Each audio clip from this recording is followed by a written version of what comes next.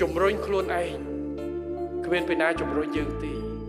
វាយតម្លៃខ្លួនយើងជំរុញខ្លួនយើងកែលម្អខ្លួនយើងចំណុចខ្លាំងចំណុចខ្សោយដឹងមកពីណាជួនកាលអត់មានពីណាប្រាប់យើងទេតែយើងត្រូវរៀនសិក្សាមើលឆ្លោះកញ្ចក់ខ្លួនឯងដើម្បីវាយតម្លៃដែលខ្ញុំថាកុំភ្លេចរៀនពីខ្លួនឯងទៅ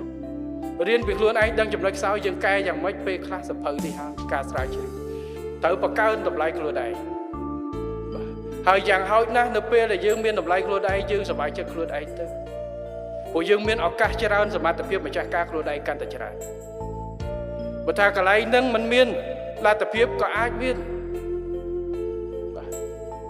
តែបើយើងអត់មានសមត្ថភាពអត់មាននៅ